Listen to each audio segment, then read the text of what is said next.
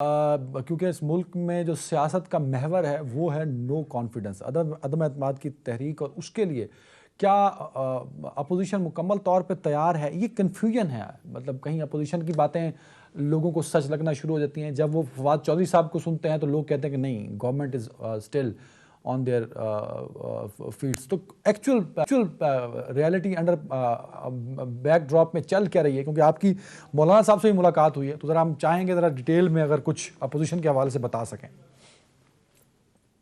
जी बिल्कुल अदनान, अभी मैं मेरे ख्याल में आपसे जब बात हो रही थी तो मैं मौलाना साहब से उठ के आया, और एक बात मैं आपको करूं कि वो इंतहाई पुरएतमाद लग रहे हैं और बड़े पुरसुकून भी नजर आ रहे हैं।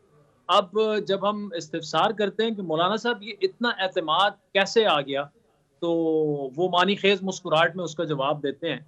लेकिन मुझे अंदाजा ये है कि ओपोजिशन की तैयारी जो है, एंड तैयारी इन टर्म्स ऑफ नंबर्स ही हो सकती है, 172 का हिस्सा होने चाहिए। जी। मेरा अपना जाती ख्याल ये है, और कुछ मालूमात की बुनियाद पे मैं आपसे ये शेयर कर सकता हूँ कि नंबर गेम्स में वो बिल्कुल 100% पूरे हैं। खुसूसन नून लीग की तैयारी और इन जमातों की स्ट्रेटेजी इन्होंने ये बनाई थी कि पीएमएलएन को अलग नंबर दिए गए थे कि आपने इतने लोगों को जो है ज्यादा अपने साथ आप शामिल कर रहे हैं, टिकट के वादे कर रहे हैं, जो भी करना है, लेकिन इतने नंबर आपके जिम्मे है। इसी तरह पीपल्स पार्टी के जिम्मे एक नंबर लगाया गया था, और मौलाना साहब के जिम्मे भी एक नंबर लगाया। तो इतना हम आपको बता सकते हैं कि इन तीनों जमातों ने अपने अपने नंबर्स जो हैं वो पूरे कर लिए हैं। लेकिन जितनी हम मीडिया पे इस बारे में बात कर रहे हैं कि जी कब आएगा, मौलाना साहब से 48 घंटों का बयान मंसूब हुआ, उतनी जल्दी मुझे मौलाना साहब नजर नहीं आ रहे। इसका मतलब ये कि उन्होंने कुछ अपनी ही स्ट्रेटेजी बनाई हुई है, पीडीएम ने और पीपल्स पार्टी ने। इतना भी हमें बताया जा रहा है कि डेट, तारीख का तयन कर दिया गया है, लेकिन फिलहाल उसे जाहिर नहीं किया जा रहा। और अब आपको नजर आएगा कि अगले कुछ दिनों में ओपोजिशन जो है वो कुछ इश्यूज की सियासत करते आपको नजर आएगी, अच्छा और आदिल इसी साहब, दौरान अचानक। जी आप जो बात कर रहे हैं, मतलब अभी परसेप्शन भी जनरली पॉलिटिशियंस में और सहाफ़ी में यही है कि शायद there is some working for few more weeks. अगर ये बात मान ली जाए जो नज़र भी आ रही है, तो इसका मतलब ये हुआ कि मार्च का महीना तो गुजर जाएगा, फिर अप्रैल आ जाएगा, और अप्रैल के महीने में पॉलिटिकल एक्टिविटीज़ जो हैं ऑन ग्राउंड इसलिए नहीं हो सकती कि रमज़ान का महीना उसमें होगा। तो इसका मतलब ये हुआ कि अगर ये अप्रैल एंड में चला जाता है तो फिर आगे एक बजट होता है जो कि बड़ा ज़रूरी है। तो क्या आपको ये टाइमिंग सही लग रही है? ये चीज़ें आपस में कंफ्यूज हो रही हैं, तो ये कैसे क्लियर होंगी सर? अच्छा, आपको मजे की बात बताऊं कि एग्जैक्टली यही चीजें मैंने मौलाना साहब से बिल्कुल इसी तरह सवाल फ्रेम करके मैंने उनको कहा।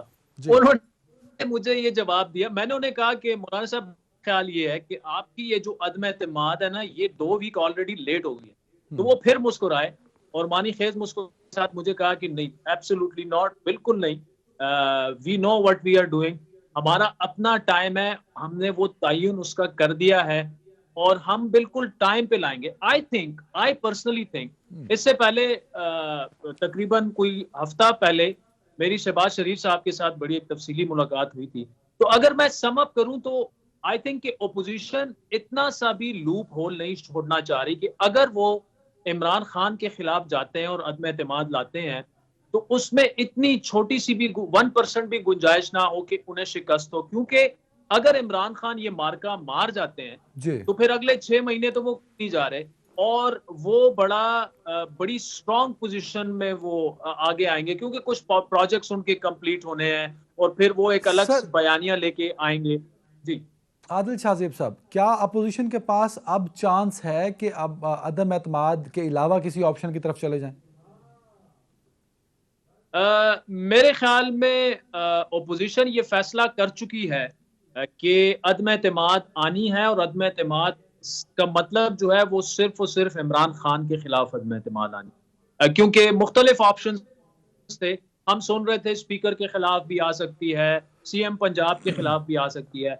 As we speak right now, मौलाना साहब इस बारे में बिल्कुल क्लियर थे कि अदम एतमाद आएगी तो इमरान खान के खिलाफ आएगी, जो मेरा ख्याल है एक वाजे तौर पर उनका एक मौक़िफ़ अभी जो है वो इतना पब्लिक तो नहीं हुआ, लेकिन मुझसे जो उन्होंने बात की, उन्होंने कहा कि हम बिल्कुल आपस में कन्विंस्ड हैं कि अदम एतमाद जो है वो सिर्फ इमरान खान के खिलाफ ही आएगी, सर और इसका वो ना अदम सिर्फ एतमाद कर चुके। बल्कि बड़े प्रिपेयर्ड हमें नजर आ रहे हैं। लेकिन एक बात जो मैं कंप्लीट करना चाह रहा था वो ये जी कि अभी भी उन्हें ये खौफ भी है कि ये मामला किसी तरफ भी जा सकता है, उल्टा भी हो सकता है। ये मैं किसी से मंसूब ये बात नहीं कर रहा, ना मौलाना साहब से ना शहबाज शरीफ साहब से, लेकिन मेरे ख्याल में जनरली एक ये है सर। कि जी अगर आदिल साहब, व्हाट इफ बिल्कुल ठीक है, शिकस्त हो जाए तो फिर आपने क्या। एक अलग परसेप्शन भी दे दिया। मैं दोनों सामने रख रहा हूं। कुछ लोगों का मानना यह है कि अदम एतमाद अगर नाकाम होता है तो फायदा इमरान खान को होगा, और अगर कामयाब होता है तब भी फायदा इमरान खान साहब को होगा। यार मेरे ख्याल में अदनान, अदम एतमाद जब किसी गवर्नमेंट के खिलाफ आ जाती है ना, जी वो कामयाब हो ना हो ये एक अलग बहस है, लेकिन उससे हुकूमत हिल जाती है, उससे हुकूमत कमजोर होती है, ये हम माने या ना माने। 1988 में बीबी के खिलाफ जो 89 में अदम एतमाद आई, उससे बीबी के खिलाफ वो मंजूर तो नहीं हुई, लेकिन वो इतनी कमजोर हो गई उनकी गवर्नमेंट के 90 में उनको घर भिजवा दिया गया।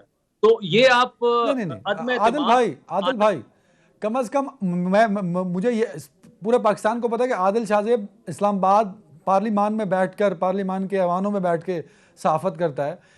आदिल शाहजेब को भी पता है कि ये हुकूमत कितनी को स्ट्रांग है, इसको और कितना कमजोर करना है सर? मतलब ये जितनी कमजोर है उतनी कमजोर रहेगी। नहीं, देखिए कमजोर इन अ सेंस के इमरान खान साहब का अपना एक स्टाइल है काम करने का, the way he comes across, और एक ऑरा उन्होंने एक अपना एक परसेप्शन बनाया हुआ था।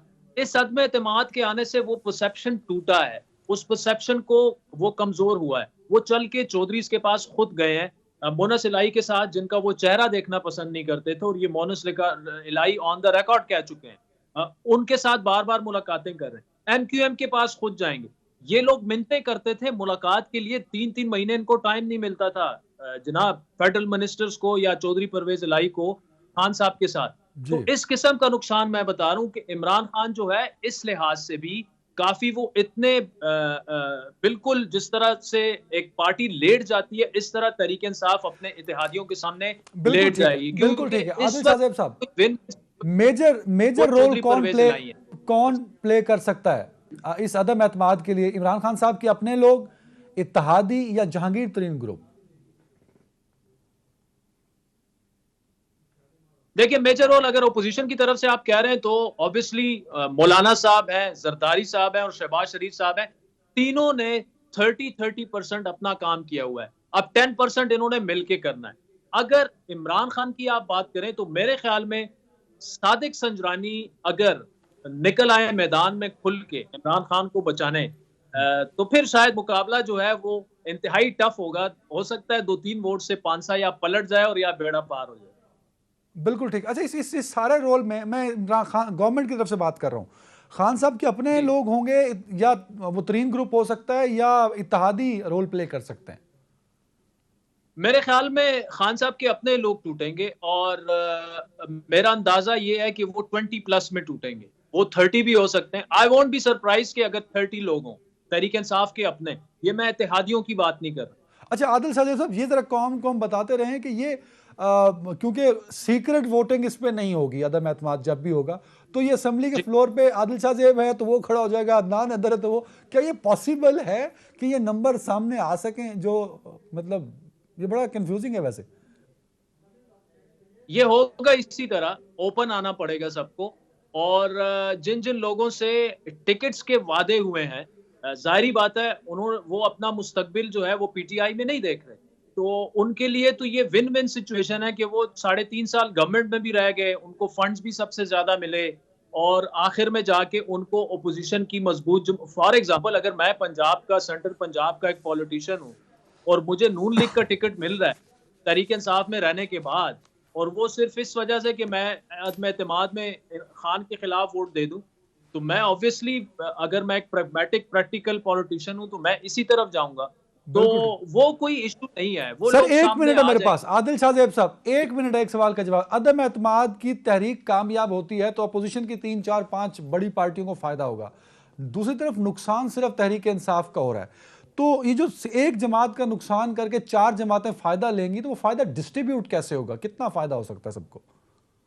देखें, अभी सिर्फ यक नुकाती झंडे पे ये 4 जमातें इकट्ठी हुई हैं, बल्कि सारी जो भी खान के खिलाफ अदम एतमाद का हिस्सा बनी, और वो ये है कि इसको हमने नो कॉन्फिडेंस इसके खिलाफ लाना है और उसको घर भिजवाना है। बाकी सारे फैसले उसके बाद होंगे।